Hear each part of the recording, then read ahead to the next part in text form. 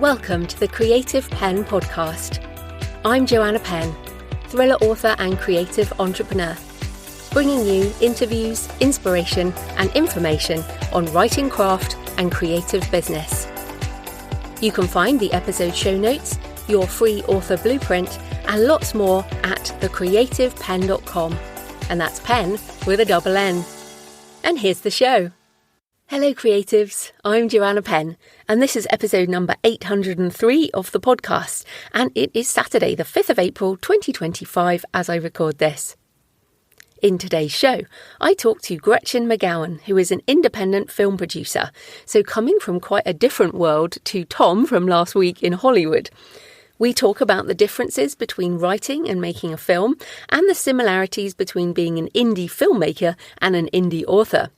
The fear of underserving your audience, writing truth in Memoir, book marketing and more. So that's coming up in the interview section. In writing and publishing things. Well, NaNoWriMo is shutting down. The Verge reports NaNoWriMo will no longer offer its annual challenge after years of financial struggle. In 2023, many writers abandoned NaNoWriMo after it refused to take a stand against the use of AI tools in writing. Around the same time, one of its moderators faced child grooming accusations, leading to more criticism from the community. Participation and fundraising in the programme have decreased in recent years. The NaNoWriMo site will remain online for as long as possible, although it will no longer formally host its writing challenges.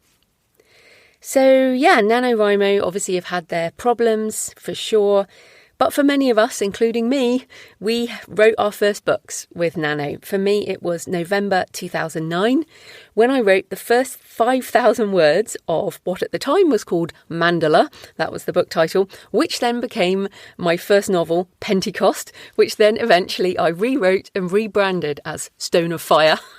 And actually have rewritten twice. So the journey of a first novel is always an adventure.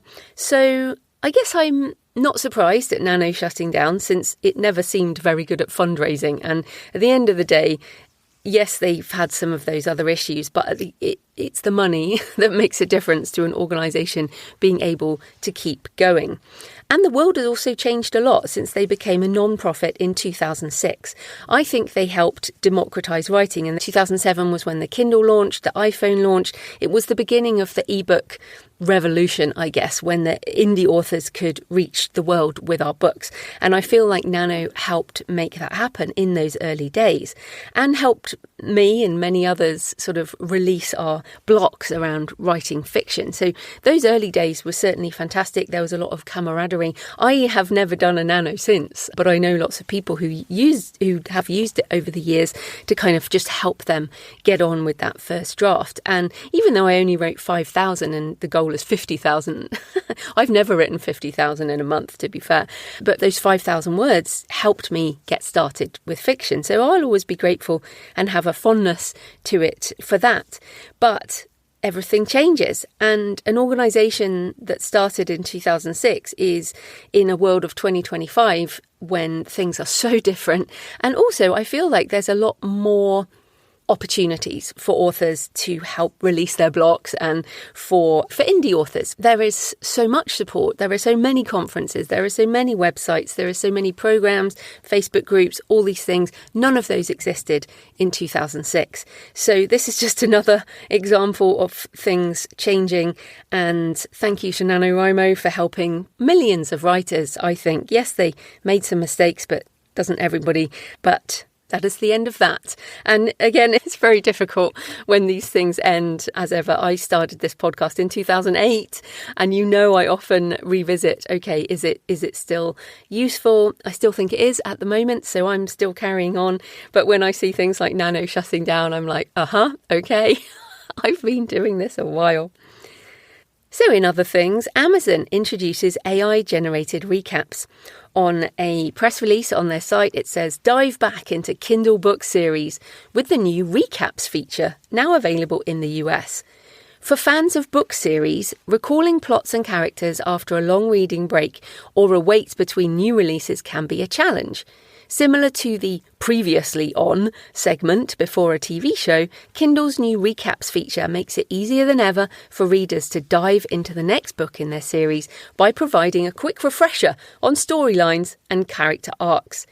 Kindle device readers in the US can now enjoy short recaps for books they've either purchased or borrowed for thousands of best-selling English language ebooks in series.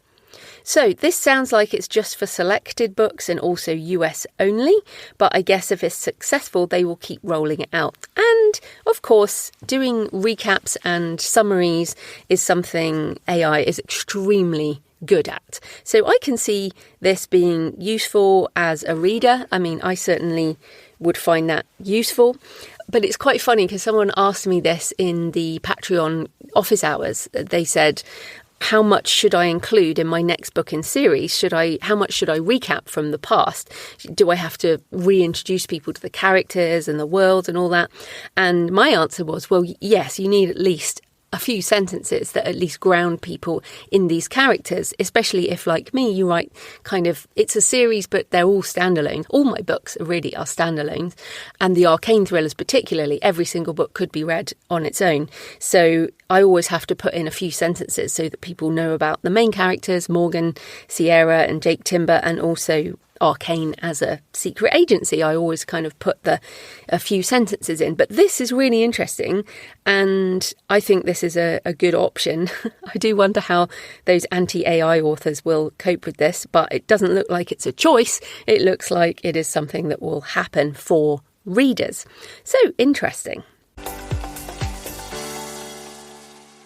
So in personal news, I wanted to be honest with you about this, just in case it helps. The creative cycle is turning again, and right now I'm pretty tired and I'm empty. This feeling of being empty is normal. I know it's normal, and I wanted to share it. It doesn't make it any easier. Every time this happens, I think, oh my goodness, I can never write a book again. How did that just work? How did I manage to do that? And I know I can't do it again. And this happens every time, right? So the Death Valley Kickstarter is live, and thanks to everyone who's backed it, it runs until the 15th of April. So I'm in this launch period, but for me, there's something about pressing that button for launch or when a book is live that makes my creative brain think the project is done. It's over. But of course, there's still fulfillment to do. But because I know that I feel this way, I've scheduled most of the marketing, which is pretty low key anyway. I don't go hard with all this stuff. But the book is done. The screenplay is done and submitted to some competitions for female-led adventure and thrillers and all that kind of thing. And I'm proofing the audiobook, and I'll come back to that in a minute. And then, of course, once the campaign is done, the money comes in, I'll send out the books, which will be done, sign the books. So I know how this works. My brain is comfortable with how the next month really is going to work. But creatively, once again, if you give everything to a book, you should be empty. It's okay to be empty. You should feel tired. And that's how I feel right now, this sense of I can never do this again. I just don't have it in me. And right now I don't have it in me. But thankfully, I know this feeling and I know it will end. My brain at some point will want to create again and ask questions, and I'll want to get into the next project, but not yet.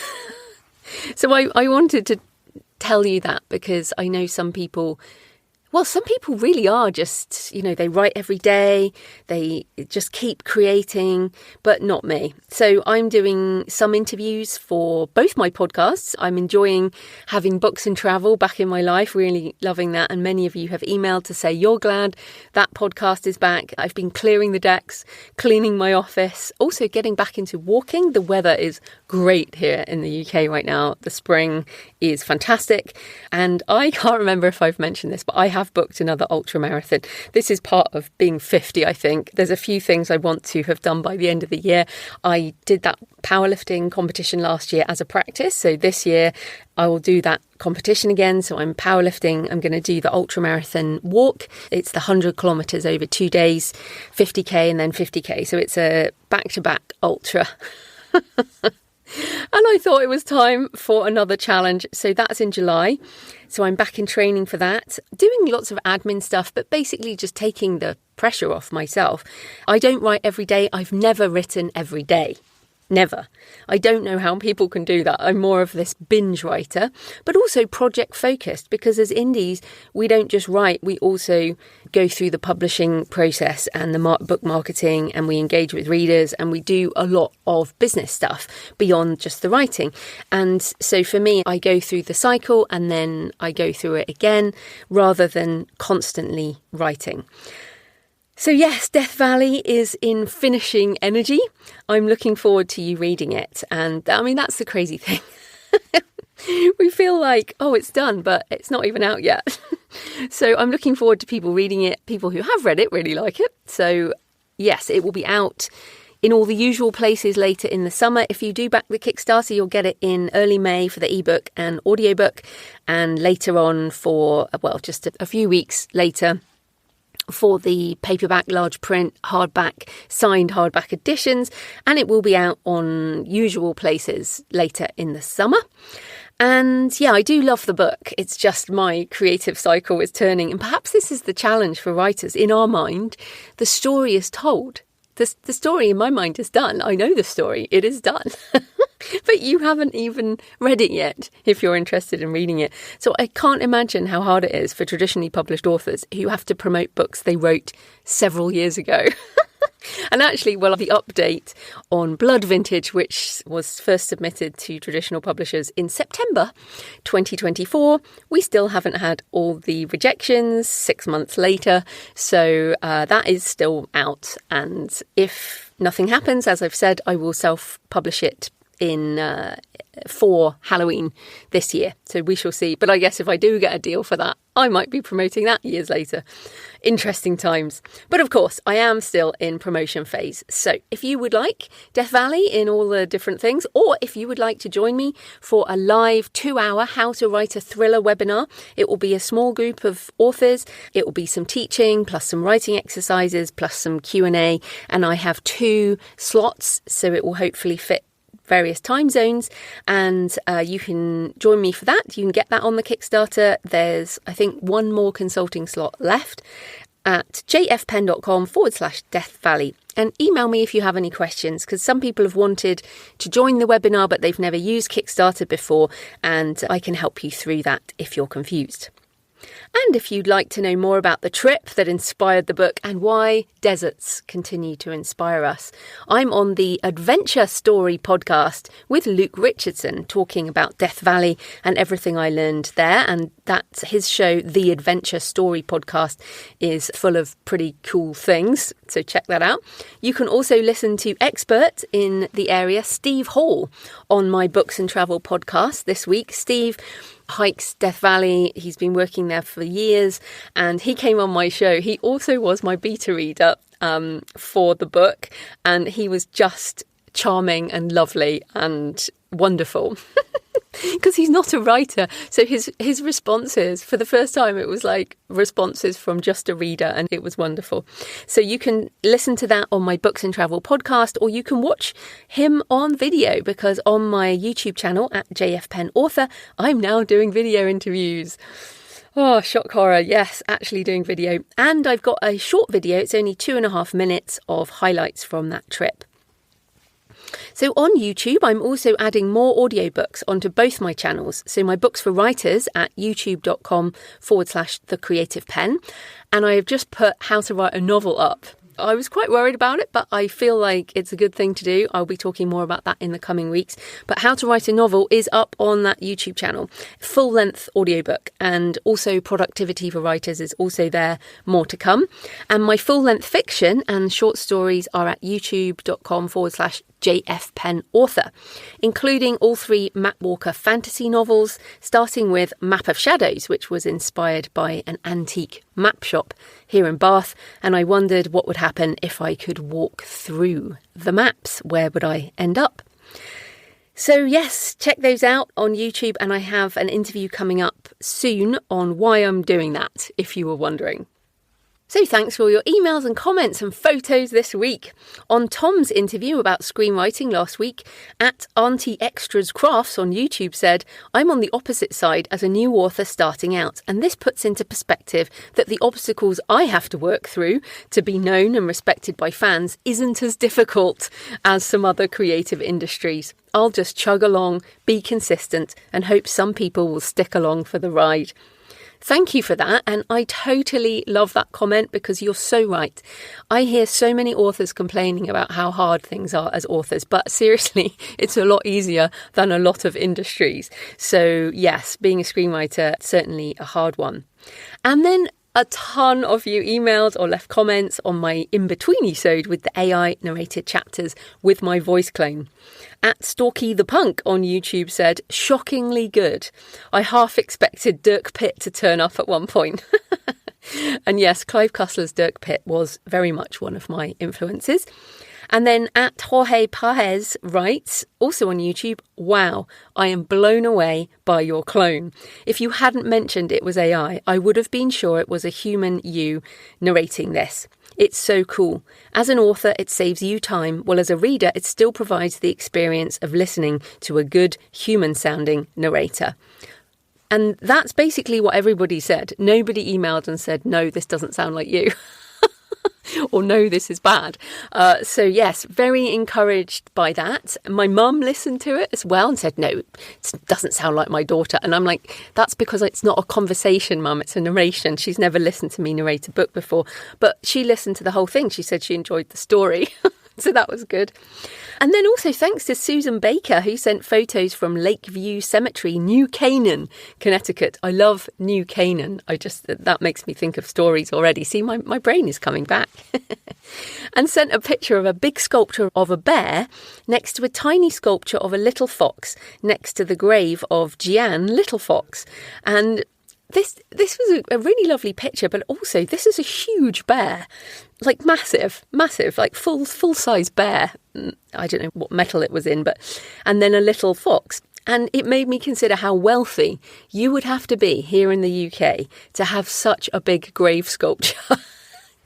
I mean, seriously, I presume in New Canaan, Connecticut, that graveyard did look quite empty, so the space would be cheaper. But it sparked a whole thought train for me around the economics of a graveyard, which also brought back a story idea I had a while ago. So thank you, Susan. That definitely made me think. And I always appreciate photos of cemeteries, graveyards, ossuaries, and anything to do with memento mori, but also where you're listening to the show and selfies while you're listening. That's always lovely. So please leave a comment on the podcast show notes at thecreativepenn.com or on the YouTube channel or on X at thecreativepenn, or email me. Send me pictures of where you're listening. Joanna at thecreativepenn.com. I love to hear from you. It makes this more of a conversation. So this episode is sponsored by Pro Writing Aid, because however you choose to publish, whether you go indie or you want a traditional deal, you need to make the book the best it can be. Pro Writing Aid is one of my absolute must-use tools in my writing process, for both fiction, non-fiction, short stories, everything. Once I've finished my first draft, I use Pro Writing Aid to fix up any issues. Before I print it, hand edit it, then I use it again, after I put the edits back into Scrivener, since I always make more mistakes.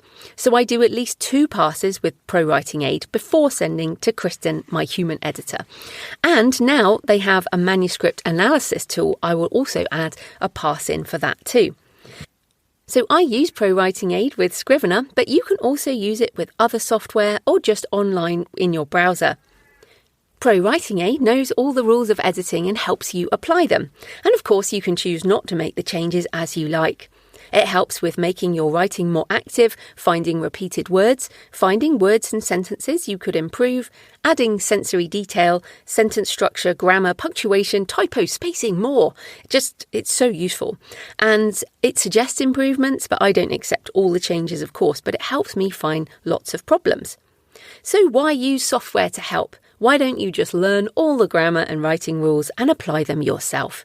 Well, we all use tools to improve our process, and we are also often blind to our own writing issues. It helps to have another pair of eyes, even if the eyes are software. So won't an editor do all this? Well, yes, they can, but I'd rather pay my editor to fix the things that software can't. As brilliant as ProWriting Aid is, it cannot comment as a human on the bigger issues like character development, inconsistencies, plot holes. So I use ProWriting Aid as my essential editing tool before sending to my human editor.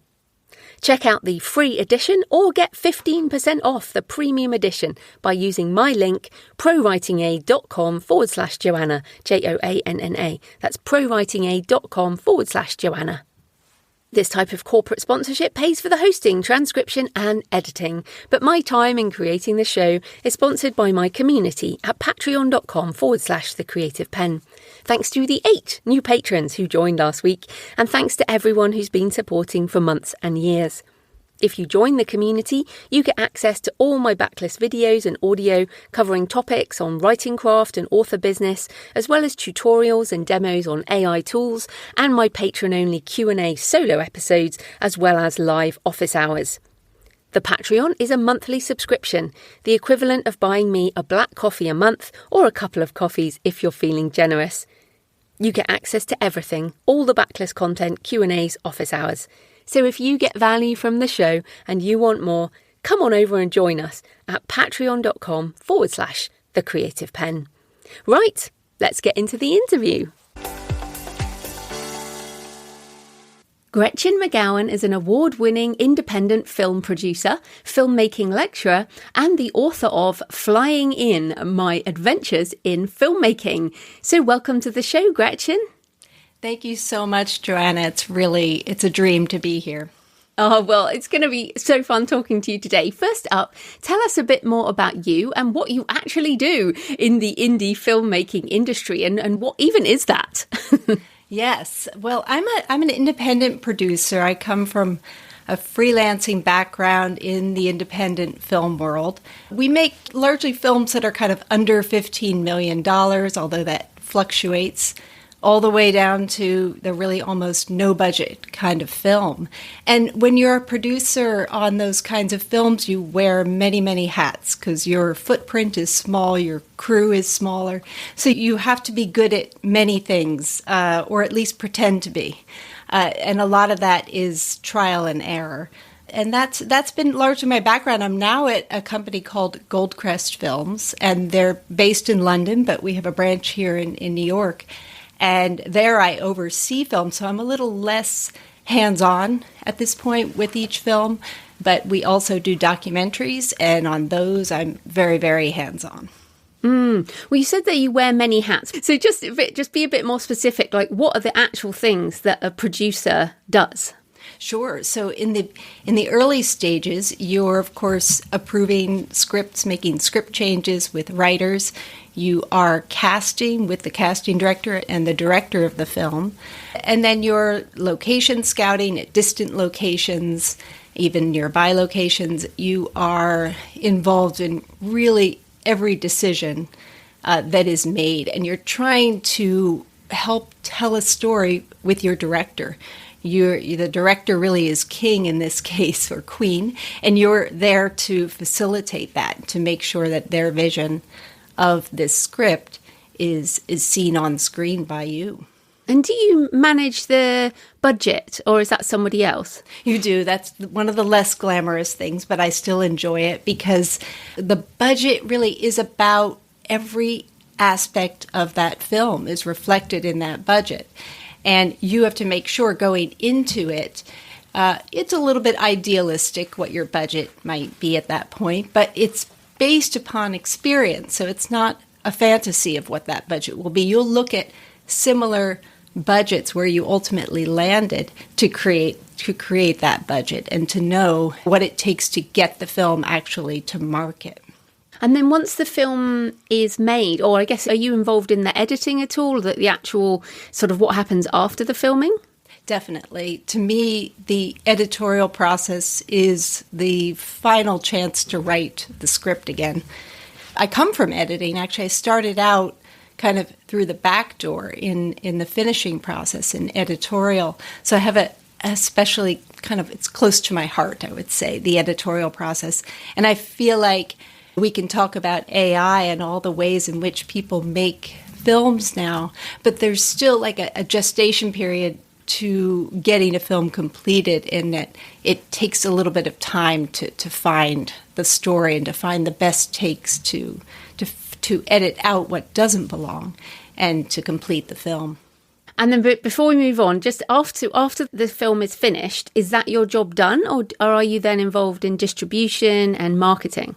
Well, that will depend on the distributor that we find for the film. Sometimes we have a distributor already when we're in pre-production, so we know what our deliverables will be, what the release date will be, what cast we need in place to go to certain festivals and that kind of thing.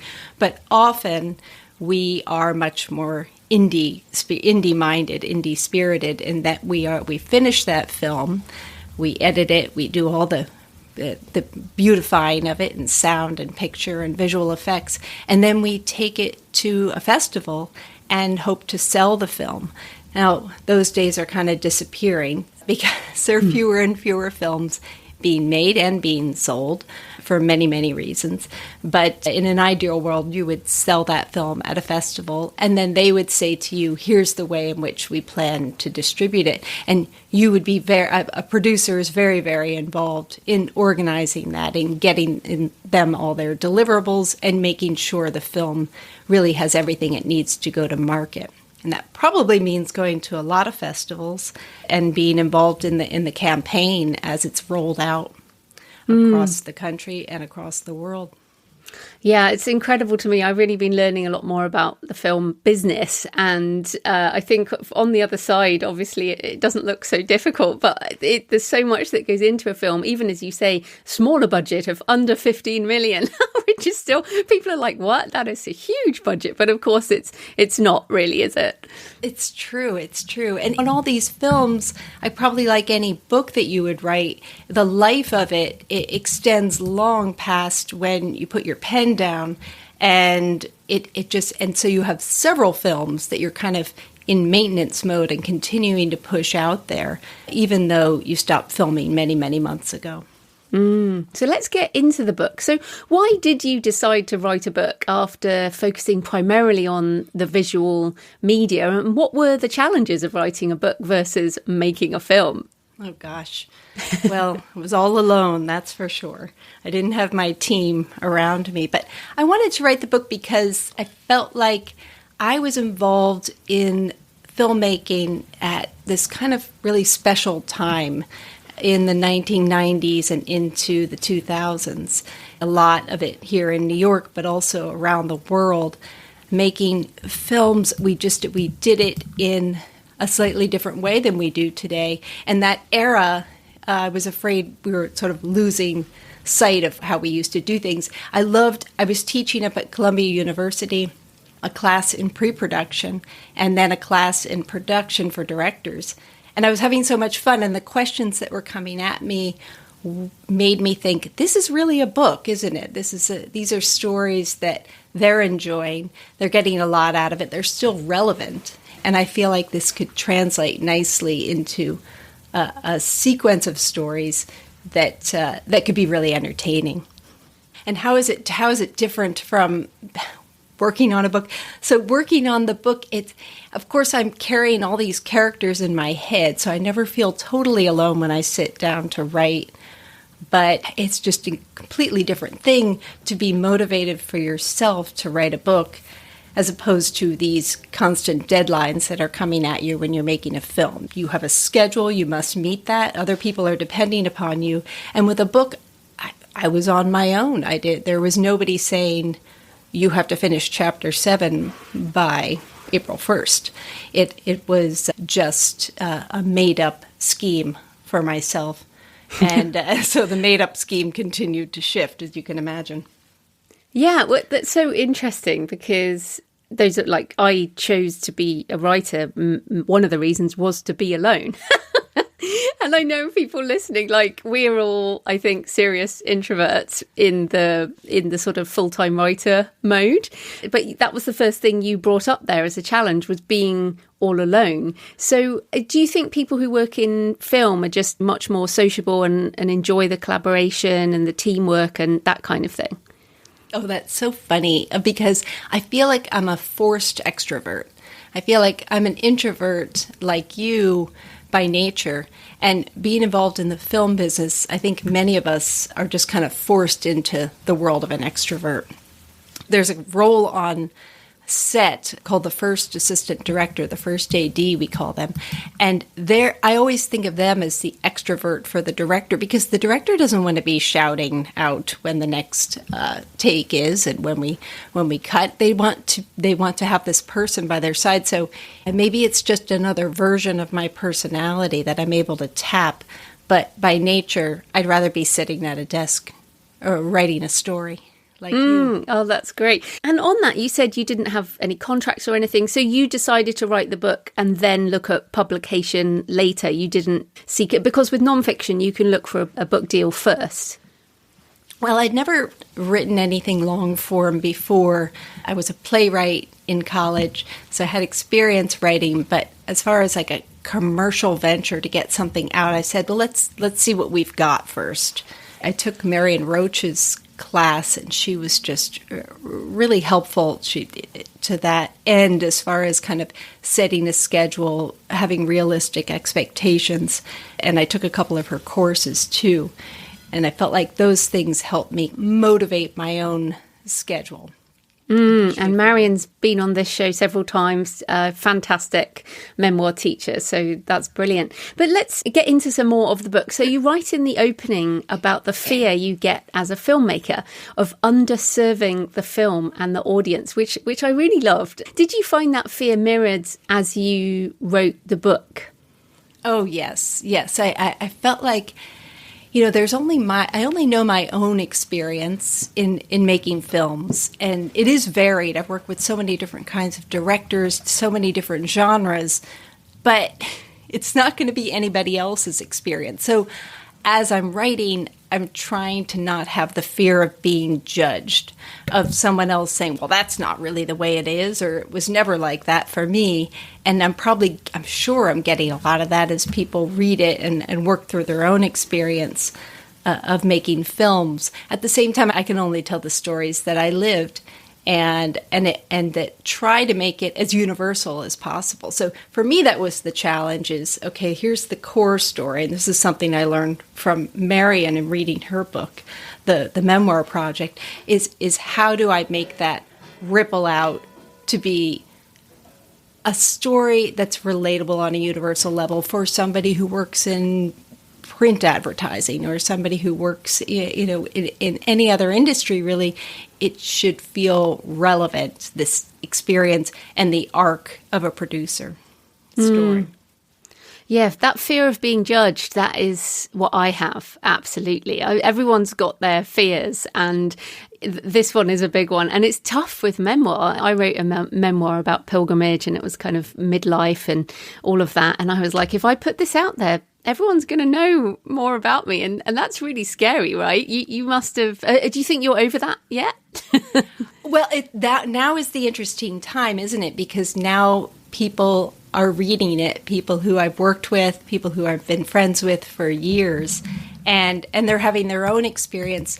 And the dialogue that's coming out of that is another book probably too, because they'll say, oh, I read the chapter about having made Buffalo 66, and I got caught in that situation. Mine was a little different, but then I get to hear all these wonderful stories and kind of bring up these memories of what it was like to make films in the 90s.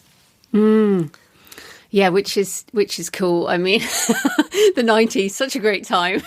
Before social media. Oh, could we go back? That's the question. I know, but it's great. It's great to sort of be sparking something in other people that they feel compelled to write me a note or text me and say, oh, this reminded me of something. So that really was the goal of the book, wasn't it? To say, here's my experience. This is what I went through. What was it like for you? Like your pilgrimage. Everybody's had their version of a pilgrimage, and to be able to think, oh, the way Joanna climbed that mountain or surpassed that reminds me of when I did X. So but that took a long time for me to figure out the universality of things. And of course, if you're writing about decades ago. How did you tackle truth in terms of, did this actually happen in this way? Did you keep notes? Have you got notes from back then, or journals, or how did you recall those things? Well, I think I have the mind of a steel trap when it comes to certain stories that just are never going to leave me. We have a lot of friends. Of course, I'm still friendly with a lot of filmmakers and crew members who I worked with back then. So we can sit down and we can reminisce, and things will come flying back, and I'll say, ooh, I hadn't thought about that in a long time. But they're the ones that just stay with you, the stories you kind of tell over and over again, even if just to yourself. I didn't keep a journal back then. I just kind of kept all this tucked away. And then I think also when you work on one film, of course, you're informed by that experience on the next and the next. So they get buried in you, and they get kind of endemic to your process, I guess, as far as how you proceed. I think about, what I said about budgets you don't go into the next budget making a film looking at the budget of the going in budget of the last one. You look at the cost report, you look at where you actually landed, what it really took to make it. And that's, even though it's reduced to zeros and ones, that was the experience of that movie. And every line item there has a story. Oh, I love that. I've never seen the line items on a movie, but I imagine there's some really random stuff on there that ended up needing to be used, or people who were hired. And I think that's interesting in itself. But I wanted to also ask you, the book has lots of different places in, as you've traveled so much with the filming. And I wondered, as a filmmaker, because you're always looking through a lens, or you're thinking of how people are seeing it, how do you see something, see a place for the first time, and what do you notice? And then how do you turn that into writing on a page? Right. Well, as a producer, when you land in a place, you're thinking like a location scout. You're thinking, honestly, what can be useful to the movie? What angles will be useful to you? And of course, when you've got the added challenge of filming an historical drama, you need to kind of put greenery in front of certain standpipes and that kind of thing. And you've got to think, like, what's it going to cost to shoot in this direction? And if I turn the camera 40 feet to the left, what's going to be a problem there? So what am I restricted by is often what you're thinking about, too. But I love the location scouting, especially with the director, because it's really for them when the film really starts to take on life. When we went to Andalusia to film The Limits of Control, a Jim Jarmusch film with Jim, we were at this beautiful site looking at the ocean, into the sea. But the house that he wanted was up on a hill on the opposite side, and if you watch the film, you would never know the sea was across the road, because that wasn't part of the story. So sometimes you forget, which is where your editor has to come in handy, because they'll say, you never did shoot the sea, but we weren't intending to. We wanted it to feel like an isolated home. But yeah, how that translates into the book, I'm trying to think about ways in which the location, I guess the thing for me that's important to me about filming on location, and what I like about the process of filmmaking is, it kind of ramps up, right? You location scout, your crew gets bigger and bigger. You're the constant. The script is the constant. And you're the last one to leave, probably, too. But you're there for a good 4 or 5 months often. So if you go to Jordan, or if you go to Costa Rica to film, you're not like many, like a journalist, for instance, or for other roles that might travel to these places for their vocation.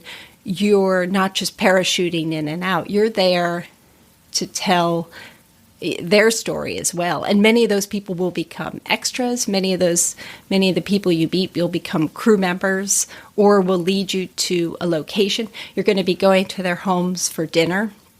So all these things, of course, are in the book. And all these things just everyone becomes a character in your story and you in theirs for a longer period of time. When you write a memoir, in the same way as you make a movie, you have to edit out a lot of it. You can't write everything. And in the same way with a film, you can't shoot everything, but you don't want to because you're crafting this story. And I always feel like with films, there is a sort of, this isn't real, this is made up. I guess you do documentaries and things, but you still have to edit for your own story. So how did you manage that with your book? Did you edit out the really bad stuff, or did you leave the bad stuff in? Or sometimes we edit to make things more beautiful, I guess. Yeah, I didn't do that. I would say I edited to make sure that the arc of becoming a producer is really in there. And that is the good, the bad, and the ugly. That's everything. And that if I told a story and it didn't quite fit, or I felt like I'd already addressed that in a previous chapter or wanted to later, then I had to cut it out, right? Maybe I had to write it. And maybe some bits of that got folded into a later story. But there was no use in telling it twice because we had to see this character growing as a producer and learning from all her kind of ugly mistakes along the way. There's a lot on the cutting room floor, I would say. Yeah. Well, on that, how much is on the cutting room floor when you make a film? Like, how many hours of film do you have to what's left at the end? Yeah, we tried to, especially in the independent world, because we usually only have about 25, 30 days to shoot an independent film at these budget levels, maybe fewer. Two Girls and a Guy we shot in 11 days with Robert Downey Jr., but that was also on one location with 3 characters. So there are exceptions to that. But you're very, very lean and very efficient when it comes to how many pages a day you shoot. And your coverage is going to be very limited too. So you need to make sure the way in which you cover a scene is enough for an editor to be able to do their work with. But it's probably a ratio of around 5 to 1, whereas when you work on a documentary, or 5 to 1 to 10 to 1, I would say, it's like how much film goes through the camera versus what the 90-minute film becomes. But when you shoot a documentary, we could have 500 hours of film and whittle that down, and usually you'll need several editors to be able to pare that back. You'll get everything transcribed, you'll do a paper cut. There are all sorts of ways of trimming back on that, but these films take a long time to edit when you've got so much footage. And honestly, that's an interesting question you pose, because since digital, the camera tends to keep rolling a lot too, rather than cutting, keep going and go again, often on a narrative feature even, just keep going. And so the editor ends up with a lot more material than they used to. Not all of it good, but they've got a heck of a lot more to wade through in order to find the gems.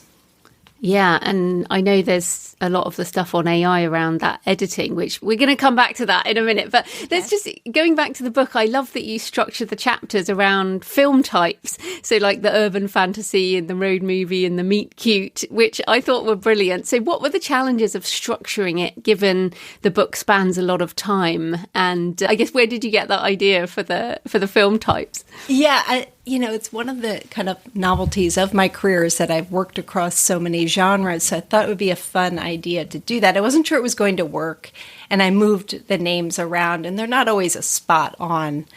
What happens in each chapter is not always a spot on reflection of that genre, but it's close enough to have inspired what happens in the story. And as you say, kind of what didn't belong in that story too. So it was fun. It was a fun kind of sort of device to be able to play with. And the stories, though, are largely sequential. Sometimes I'll pop in a relevant story from before or after, but only in as much as I say as it helped with the arc of becoming a producer, becoming a more responsible producer. In that character, you're seeing her evolve a bit. Mm-hmm. Yeah. And in your pitch email, you said the actual journey to getting the book out there is taking a lot of grit and perseverance, a lot like indie film distribution. And that made me laugh. So tell us about those parallel processes. Well, so I'm working with a wonderful publisher, but they're not a big Simon & Schuster kind of company. They're a smaller company, and I enjoy that because there's a lot of freedom in it, and probably because I do come from the independent film world. I'm used to doing a lot of work myself and putting a lot of myself and my own kind of grit and sweat equity into the project. So that means I did hire, although they have their own in-house publicist, I did hire a PR individual to help me, and he is familiar with film, so there's some kind of a nice crossover there. So there are out-of-pocket expenses that I kind of always knew I would have to put into it. But I make a lot of films with Sebastian Younger, who will write a book for Simon & Schuster on commission or what have you, and he'll have a lot of muscle behind that from, of course, the organization. And I knew I wasn't going to live in that world, so I was prepared to put a lot more of my own kind of time and effort into it, just the way I would and am doing with several of our films right now.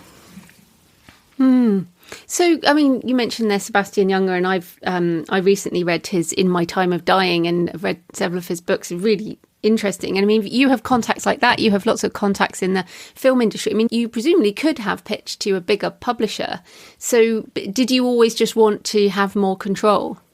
Well, I found an agent pretty quickly, but she was realistic about, this is the indie film world. This isn't Hollywood. This isn't like a tell-all kind of story that exposes certain characters. That wasn't what I was setting out to do. And although she loved the writing, she was excited about the book, she felt like the more realistic option is probably going to be going with an indie publisher. And I heard that, so we gave it a little bit of time.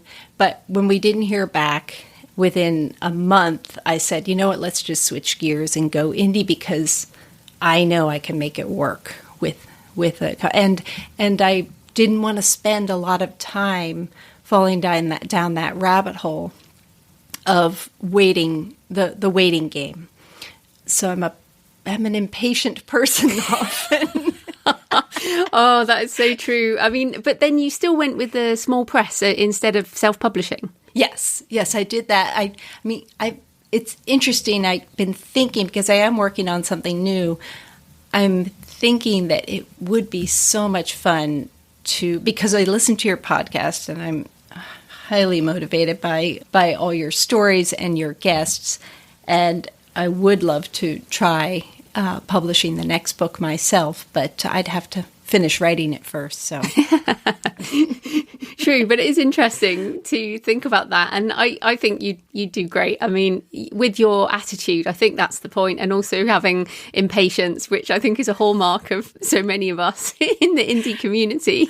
That's right. I mean, how do you get that next podcast? How do you get that next gig? I'm going out to Seattle in June to do sort of a mini tour there. And how do you make that happen by depending on a large behemoth of an organization that has so many more important authors to pitch and that they can make so much more money from? So you really, like a producer, you really just kind of must do things yourself very often.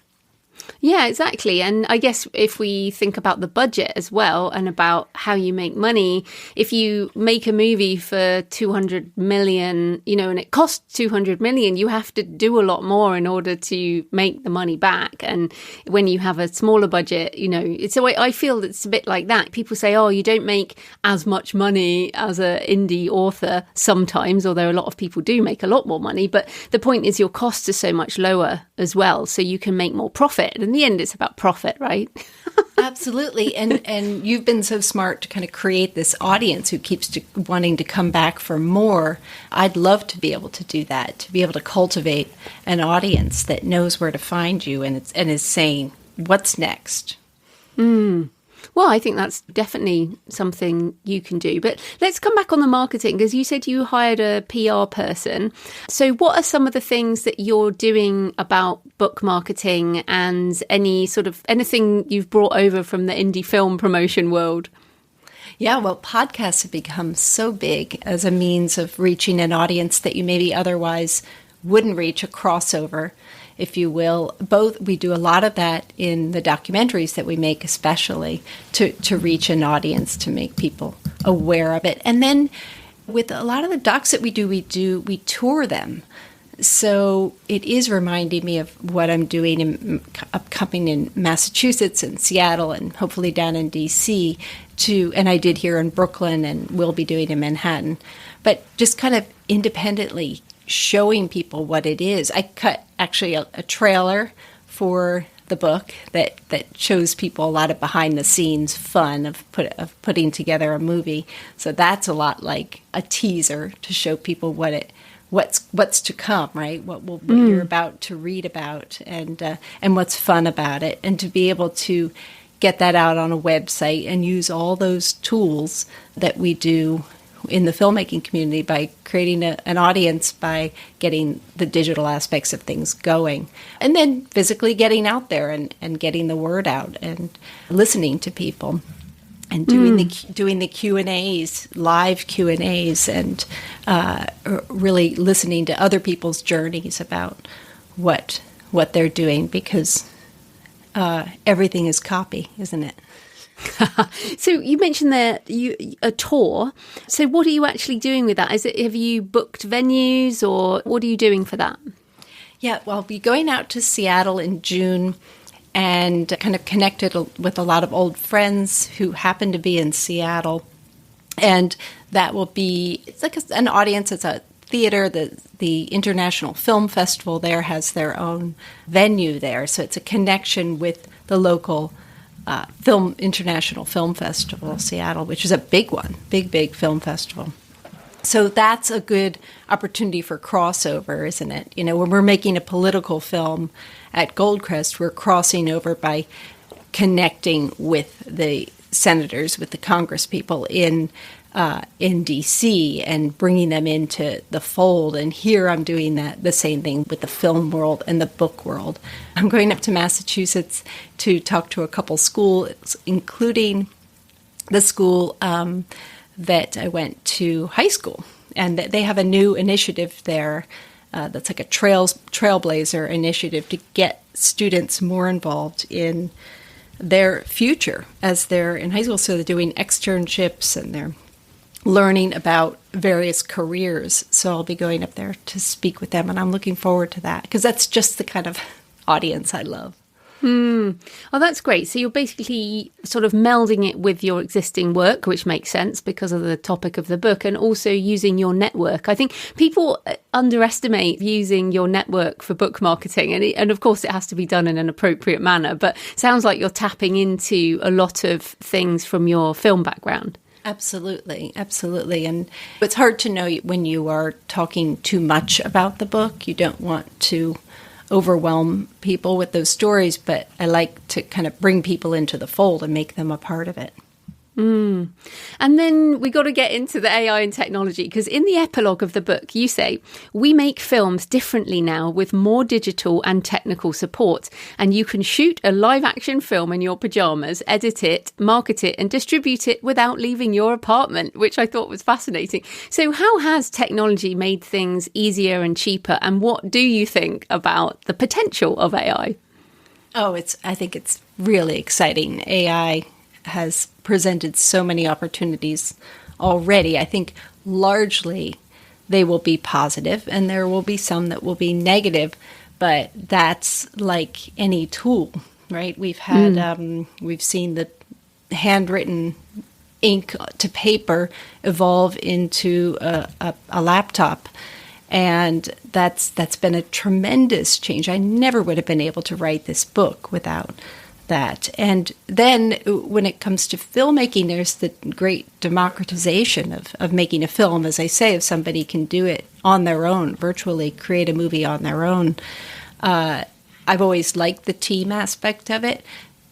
AI probably means that could be getting slightly smaller, because there are certain tools that can be employed in the editorial process. As we say, maybe 500 hours could be pared down a lot faster. But the human element is always going to be necessary for telling stories. We're not going to be able to remove ourselves entirely if the stories, to me anyway, if the stories are compelling. Well, I don't think it's about removing us entirely. This is kind of the thing people say, oh, it's an AI generated thing. And it's like, well, no, it never is, or not until they're sentient in some way and have their own ideas. But all of these are our ideas and our vision, our creative vision. And then we use the tools to help us make the vision. So what tools have you heard about that are being used in this kind of democratization of film? Well, there is a tool, and I'm not sure I'll know the names of all of these, but there is an editorial tool that will help you with a lot of sound editorial, with voices and being able to do a temp voiceover for someone. I know there's been a lot of controversy over that with regard to the Screen Actors Guild, but they will be protected is the idea. But it could be a good temporary solution as you're just trying to get the film screened and approved by the studio or what have you. There are editing tools that will cut back on the workflow process and have already cut back on the workflow process from getting the film in camera all the way to the cutting room for your what we call the dailies process. That's already being employed, so much of it. But even just across being able to shoot, the cameras are now digital, the lights are a lot cheaper and a lot lighter. So even just like the physical aspect of being able to make a film has been simplified. But if going in, you haven't fine-tuned your story, you haven't looked at all your options, did you run it past ChatGPT, which isn't an option I had when I was writing this book, but is there an idea that might have come out of that would have inspired 8 more ideas that you could actually look to employ? I think that's the exciting part of it, is it will only elevate everybody's work. Oh, I'm so glad you feel that way. I also agree. I think the more I use it, the more I feel I am getting better. Sure. I feel like the potential is so much more than it ever could have been. What did you use to make your trailer? Oh, I worked with an editor on that. Amazing woman named Jen Wolin. She cuts, I'm on the board of New York Women in Film, and she cuts all our sizzles for the highlight reels for the Muse honorees that we have each year. So. Oh, well, that's good. Yeah, I imagine you have all the contacts possibly needed. But this kind of thing. I made a trailer with Runway ML, which is a generative AI tool, which was a lot of fun. But I guess, did you use lots of photos and things from history? Oh, yes. So I went back and I pulled all the behind-the-scenes work from each of the films that had them. We didn't always have that kind of crew shooting behind the scenes. It's something I really encourage filmmakers to get, because they will regret it later. Even on the busiest day or even the most mundane day, it's good to have a crew following you, because that's going to be your memory of having made that film. Fantastic. So a lot of that, I used a lot of photos from the set, a lot of images, and I did an interview as well. Fantastic. Well, we'll link to those in the show notes. So where can people find you and your book online? Well, I have a website. It's GretchenMcGowan.com. It's GretchenMcGowan. So everything's there. It links to where you can buy the book online, and it's available as an ebook. Hopefully someday soon will be available as an audiobook, but not yet. And also at goldcrestfilms.com. Brilliant. Well, thanks so much for your time, Gretchen. That was great. Thank you so much. So I hope you found the discussion interesting today, and I always love to hear about indies in other industries, with such a parallel in film, since we are all telling stories of some kind. Let me know what you think of today's episode. Leave a comment on the podcast show notes at thecreativepenn.com, or on the YouTube channel, comment on X at thecreativepenn, or email me, joanna@thecreativepenn.com. Send me pictures of where you're listening or your favourite cemetery or churchyard. Next week, I'm talking to Tara Kremin, the director of Kobo Writing Life, about the ebook and audiobook business model in a time of subscription and streaming and a big focus on print books. Why is ebook and audio still the basis of most indie authors' income, as well as how to sell more books on Kobo? In the meantime, happy writing, and I'll see you next time. Thanks for listening today. I hope you found it helpful. You can find the backlist episodes and show notes at thecreativepenn.com/podcast. And you can get your free author blueprint at thecreativepenn.com/blueprint. If you'd like to connect, you can find me on Facebook and X at The Creative Penn, or on Instagram and Facebook at JFPennAuthor. Happy writing, and I'll see you next time.